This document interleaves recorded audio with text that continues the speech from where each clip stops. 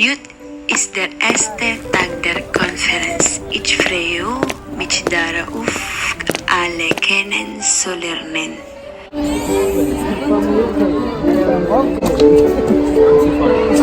Hi, I'm Fred. I'm from USA. Hello, Fred. My name is George. I'm from Canada. Can we sit beside each other? Yeah, sure. Okay. What can you say about her? I think their economy is kind of productive, I guess. Yes. Yes. Did you see that girl over there? She will be mine. I think she's a German. Good luck. Okay, thank you. Speaking of Germany, what do you think of their economy? The German is very rich and Sabi.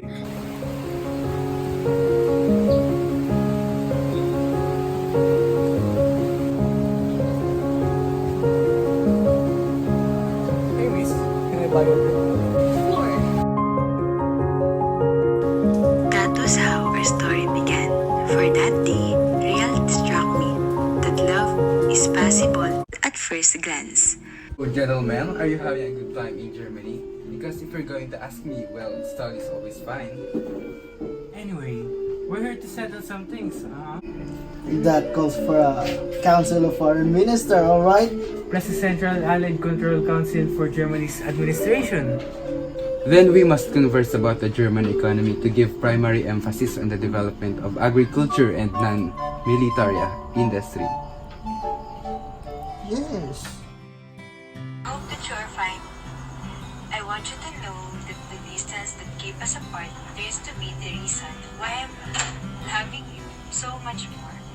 I can clearly remember the touch of your hands as they wrap around my waist. Whenever you do that, I can feel your love evident as butterflies to become in the stomach.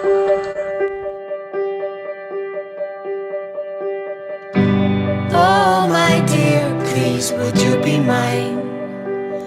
We could do what love is all about.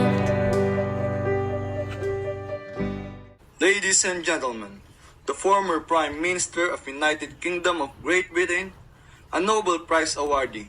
Let's welcome Sir Winston Leonard Spencer Churchill.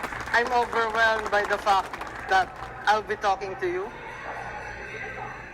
Well, anyways, a pleasant morning, Westminster College. I really like to address a very good friend of mine who sits there. The man who represents the lands that stand at the pinnacle of world power. Let us put our hands together for the President of the United States, Mr. Harry S. Truman.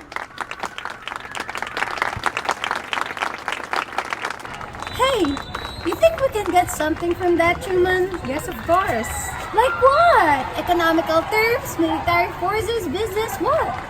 Maybe a threat, I guess. No. No, I'm just kidding. Great Britain and the US of A as the great power for the English-speaking world will surely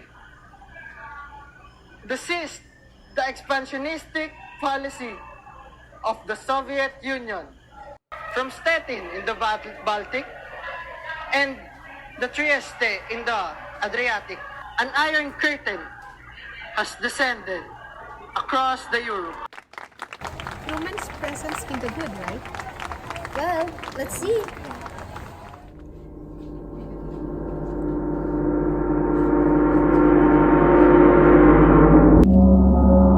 No, this can't be. And my love, how are you? Hey, give me that! No, my love. Anne, my love, how are you? I miss you already. I'm doing good here in Philadelphia and I'm hoping that everything's fine there. Have you heard of Truman's doctrine? I believe that must be the policy of the United States to support free peoples who are resisting attempted subjugation by armed. What? Hey Anne, for real? US has this Marshall Plan? Also, We must aid the rehabilitation of such countries that were victimized by the World War II. No! That should not happen. From now on, I am limiting the ability of US, France, and Great Britain to travel across the borders of Berlin. Railways closed. Even the canals and roads must be closed. We're in need of a strengthened brotherhood. The Eastern Force is already on their way. Anytime they might unleash an attack. North Atlantic Treaty Organization, that would be the name. Are you with me? Breaking news! The second leader of the Soviet Union, Joseph Stalin, died at the age of 74 after suffering a stroke. Is it a good news or a bad news? The Western force has elevated their stand. Stalin's death must not lead to our defeat. We have to, we must move. They could be a threat. We must help each other.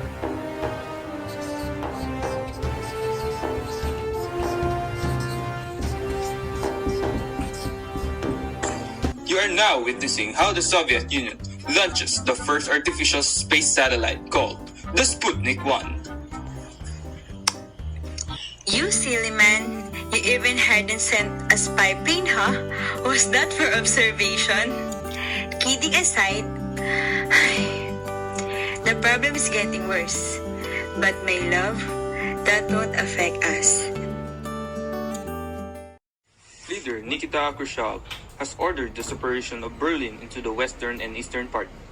Those who intend to cross the borders will be captivated, punished, or worse, persecuted. This is Alexander Fivol's report. Gracious Almighty! My brother is now in the West. What should I do now? What? They planted missiles on Cuba? We should take revenge. Let Turkey be ready. Have our missiles be ready. So the Americans are really up to a battle, huh? The tension should stop now. What if we withdraw our missiles in Cuba? We'll do the same with Turkey. That would be peace. Throw our nuclear-powered missiles.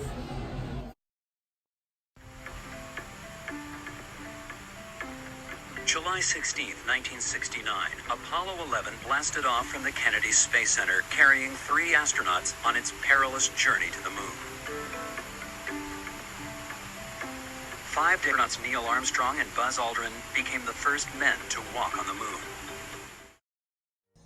A formal agreement called the Strategic Arms Limitation Talks has been signed by the leaders of the United States and the Soviet Union.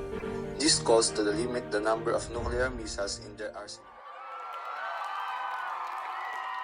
Today, 31st of July 1991, leaders of the United States of America and the Union of Soviet Socialist Republics made an agreement to reduce and limit their offensive strategic arms. As the Strategic Arms Reduction Treaty is taking place, everyone expects that peace will start to emerge. The Soviet Union has been very harsh and it's the perfect time to end this conflict. Everyone should celebrate because today I ordered the removal of Berlin Wall so that everyone could freely cross everywhere in Berlin. I can feel it, my love. The conflict between our nations will soon end. See you.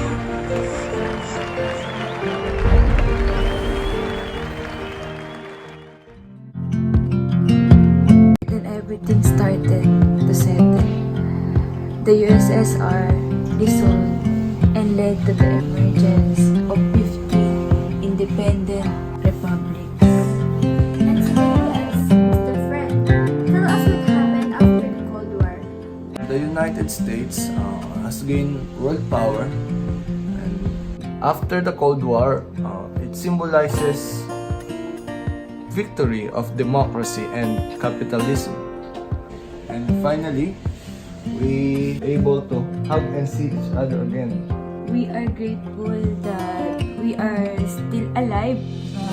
Unfortunately, we never had the chance to have a child. Ladies and gentlemen, Mr. and Mrs. Miller, proving us that even war cannot end a true love. That's right. Thank you, Mr. and Miss Miller, for sharing your wonderful story. I am Ashley Smith. And I am Chloe Deither. And this is TCW Talks. Thank you.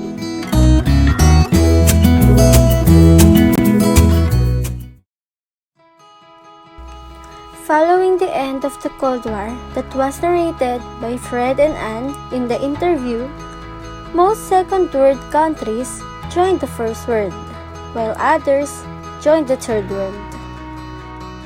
A new criterion was then established in categorizing countries, where the first world countries were known as the North, while the third world countries comprised the South, and is named the North-South Divide.